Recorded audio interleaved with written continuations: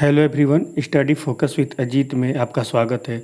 दोस्तों, इस वीडियो में हम आज गुणनखंड विधि से द्विघात समीकरण के मूल ज्ञात करना सीखेंगे, जो कि बोर्ड परीक्षा के दृष्टि से बहुत ही महत्वपूर्ण है। दोस्तों, ये बोर्ड परीक्षा में 2 से 4 नंबर में आता है, इसलिए आप वीडियो में बने रहें ताकि आप 2 से 4 नंबर अगर ये परीक्षा में आता है तो आप सिक्योर कर जाए। इसलिए आप वीडियो को बहुत ही ध्यान से देखें। चलिए दोस्तों, आज हम स्टार्ट करते हैं। जैसा कि स्क्रीन पे हमारा आप क्वेश्चन देख रहे होंगे है कि गुणनखंड विधि से निम्न द्विघात समीकरणों के मूल ज्ञात कीजिए, और ये क्वेश्चन है। दोस्तों, आपको पता होगा कि हमारा जो स्टैंडर्ड इक्वेशन होता है, पहले मैं आपको इसका बेसिक सिखा देता हूँ। हमारा जो स्टैंडर्ड इक्वेशन होता है दोस्तों, वो होता है ax² plus bx plus c बराबर 0, जैसा कि आपको पता होगा। तो देखिए दोस्तों, हमारा जो ये समीकरण भी है ना, इसी रूप में है।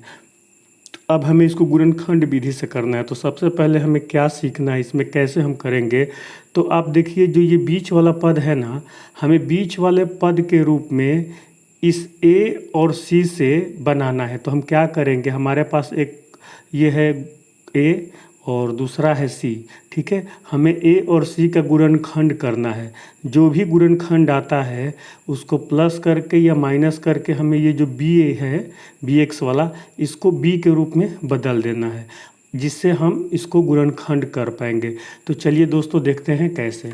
और इसके पहले दोस्तों, मैं ये प्रश्नावली 4.2 का है, 4.1 का मैंने पूरा क्वेश्चन सॉल्व कर दिया है। अगर आपने उस वीडियो को नहीं देखा होगा तो आप उस वीडियो को देख ले, मैं उसका लिंक डिस्क्रिप्शंस में दे दूंगा, ठीक है। चलिए दोस्तों, स्टार्ट करते हैं। तो देखिए, हमारा ये क्वेश्चन है।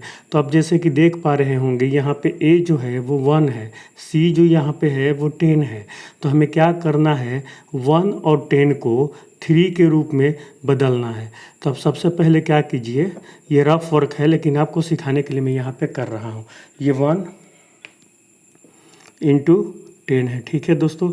अब आप इसका गुणनखंड कीजिएगा तो आपका कितना आएगा, 2 इंटू 5 इंटू 1। चलिए ठीक है। अब हमें इससे ये 3 बनाना है। तो अब देखिए, 2 और 5 और 1 है, तो 1 का तो कोई मतलब है नहीं, किसी में गुणा करो तो उतना ही आएगा। तो हमारे पास 2 और 5 है, तो 2 और 5 से हमें 3 बनाना है। या तो 2 में 5 जोड़ के, या 2 में से 5 को घटाए, या 5 में से 2 को घटाए, जैसे भी करना है आपको 3 बनाना है। तो अब देखिए दोस्तों, अगर हम 5 में से 2 घटाएंगे तो ये तो 3 बन जा रहा है। तो हम इसको ऐसे ही लिखेंगे। देखिए अब क्या करेंगे। चलिए, ये है आपका रफ वर्क, ठीक है। यहाँ से आपका सवाल स्टार्ट होता है दोस्तों। या x² माइनस, अब बताइए दोस्तों, जैसे मैंने बताया कि 5 में से 2 को घटाएंगे तो 3 आ जाएगा। तो आपको -3x लाना है। तो अब क्या कीजिए कि -5x कर दीजिए और प्लस 2x कर दीजिए। तो देखिए, क्या -5x में से 2x को आप, मतलब -5x माइनस है, 2x प्लस है, तो आप इसको हल करेंगे तो ये क्या -3x नहीं हो जा रहा है। तो हमें इसको 3x बनाना है इसके गुणनखंड से। -10 बराबर 0, ठीक है दोस्तों। अब हम क्या करेंगे, अब देखिए, ये x² माइनस 5x में x कॉमन है ना, तो हम इसको x कॉमन ले लेंगे। चलिए, ले लीजिए x कॉमन। तब देखिए, इस दोनों में से x लिया तो इसमें से तो x बचा। कॉमन लेने का मतलब है कि हम इससे इसको भाग दे देंगे। तो ये क्या बच जाएगा दोस्तों, x बच जाएगा।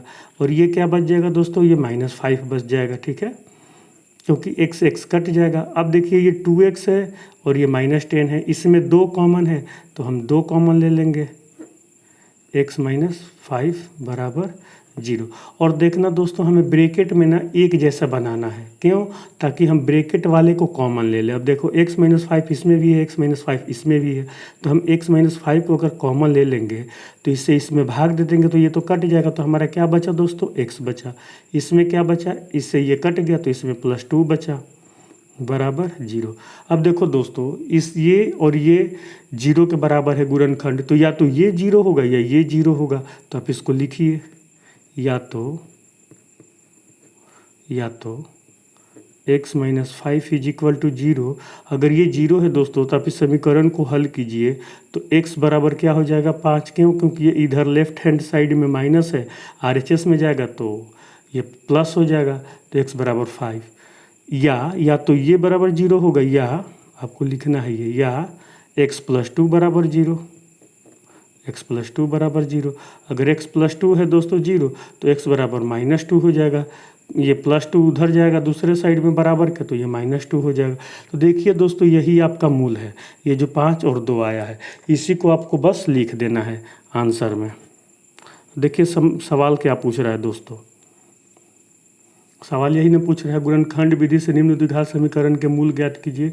तो इस समीकरण के मूल है, आप लिख दीजिए समीकरण के मूल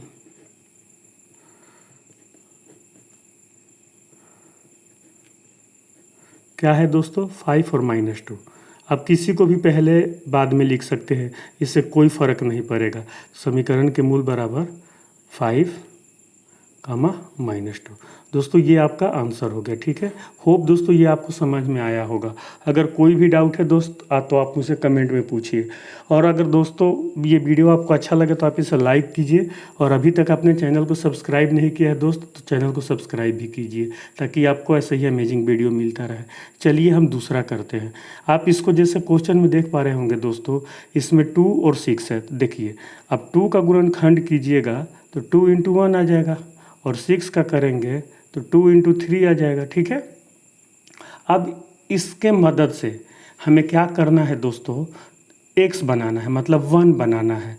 तो अगर आप एक बात देखिए, अगर 2 और 2 4 कर देंगे, 4 और ये 3, 4 और 3 को मिलाएंगे, जोड़ेंगे या घटाएंगे, मतलब 4 में से 3 घटाएंगे तो 1 हो रहा है।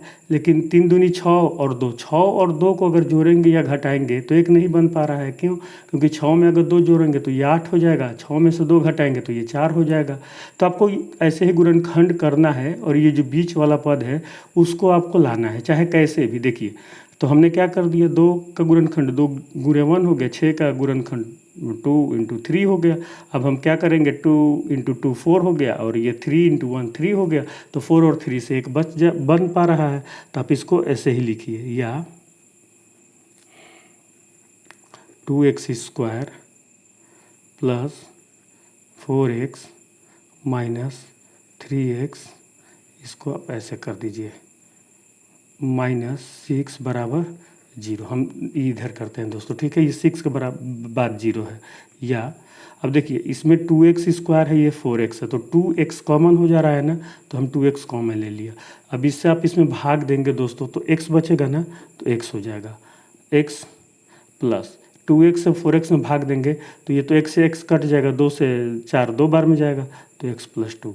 अब देखिए ये -3x - 6 है, इसको भी हमें x + 2 के रूप में ही बनाना है, और ये बन भी जाएगा। अब देखिए दोस्तों, अगर -3 हम इसमें से कॉमन ले लेते हैं तो ये तो दोनों में है, तो ठीक है। तो 3 से भाग देंगे -3 से, तो माइनस से माइनस कट के प्लस हो जाएगा, तो x बचेगा, और ये माइनस माइनस कट जाएगा तो ये प्लस हो जाएगा, और 3 दूनी 6, तो ये भी 2 बार में जा रहा है, बराबर 0। ठीक है दोस्तों, होप यहाँ तक आपको समझ में आ रहा होगा। तो या अब इसमें x + 2 आप कॉमन ले लीजिए। हमने x + 2 कॉमन ले लिया, तो x + 2 कॉमन ले लिया, तो आप इससे इसमें भाग देंगे तो ये कट जाएगा, ये बच जाएगा 2x माइनस x + 2 से ये वाला x + 2 कट जाएगा, -3 बचा, तो -3 बराबर 0। अब ऐसे ही दोस्तों इसका और इसका गुणनखंड 0 है, या तो ये 0 होगा या ये 0 होगा, या दोनों 0 होंगे। यही होता है ना कंडीशन, तो हमें यही लिखना है, या तो x + 2 = 0, तो या x बराबर -2। ठीक है दोस्तों, या 2x - 3 बराबर 0। तो देखो दोस्तों, आप इसको इक्वेशन को हल करो। 2x बराबर क्या हो जाएगा, ये -3 इधर है तो बराबर के दूसरे साइड में जाएगा, तो ये +3 हो जाएगा, ठीक है। या x बराबर 3/2, 2 इधर गुणा में है, दूसरे साइड में जाएगा तो भाग में हो जाएगा। तो आपका समीकरण हो गया सॉल्व। आप इसको आंसर लिख देना दोस्तों ऐसे। आंसर समीकरण के मूल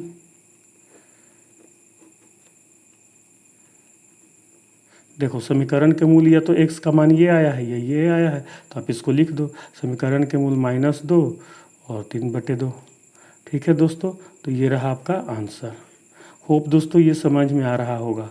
दोस्तों वीडियो लंबा हो रहा है, इसलिए हम इसको यहीं पे रहने देते हैं। अगला वीडियो आप ज़रूर देखना, क्योंकि उसमें करनी वाला और बटे वाला सवाल है, जो कि बहुत ही इम्पोर्टेंट है और थोड़ा सा ट्रिकी भी है।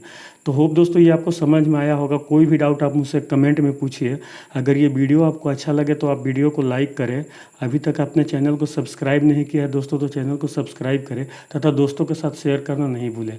Thank you for watching the video. मिलते हैं अगले वीडियो में।